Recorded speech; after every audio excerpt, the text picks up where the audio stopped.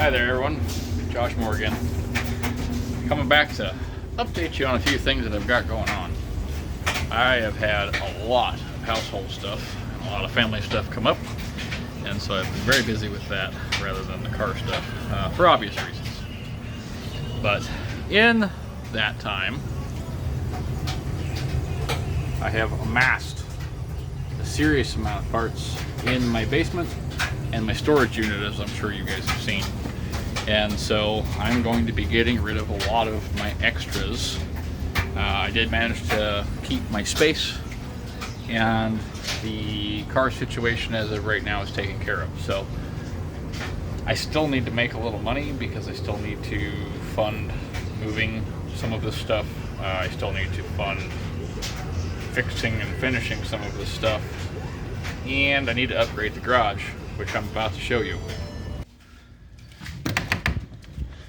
I've been rather busy back here because I changed almost my entire backyard layout in prep for this.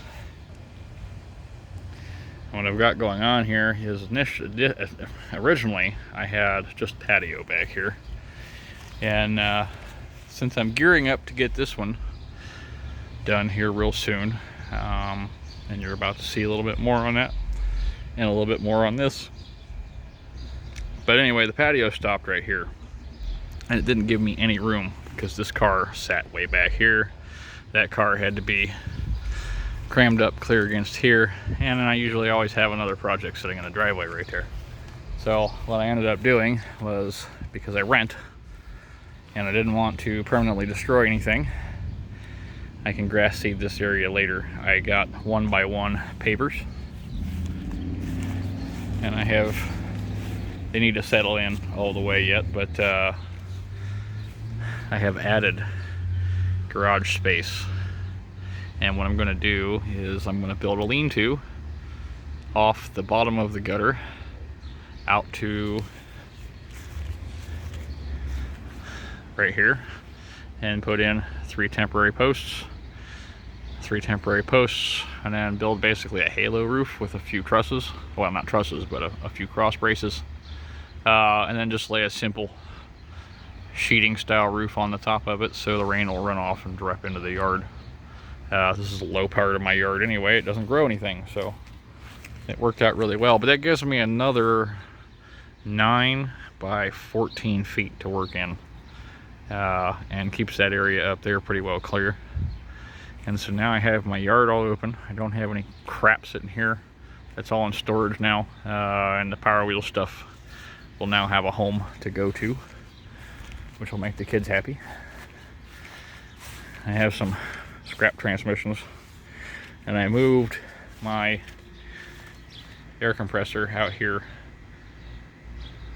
and it's going to stay locked up in my shed back here.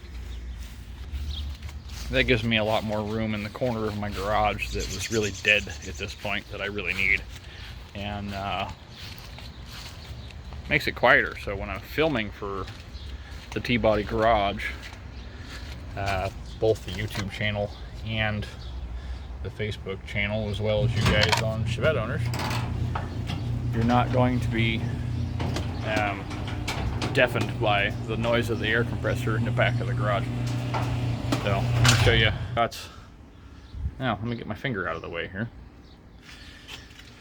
Project Shelf 1 is staying, but Project Shelf 2 is leaving. That is probably going to go to the basement once I get all that stuff organized and out of here. I no longer have to unplug my lights from the wall to turn them off. They're all in here proper now, and I have a lot more of them. They're more energy efficient, and because I can daisy chain them, they all run off of one circuit now. So I also added, on the other side of this bar, some remote lights that I plug in when my door's up, so that way I have full light saturation in here, and it's really easy on the camera, which will make filming in here a lot easier. This is just a small extra step that I do when the door is up, but I only have to do this when the door's up.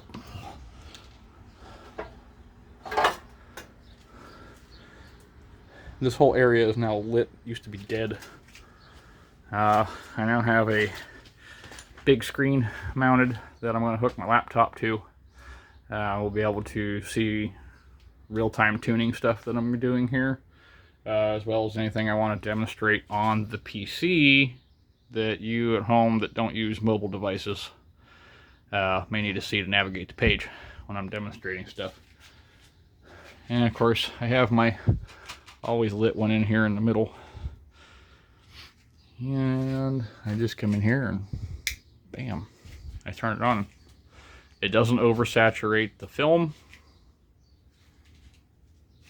but I've got plenty of light everywhere except for back here. But I usually have this big one here I can plug in as well.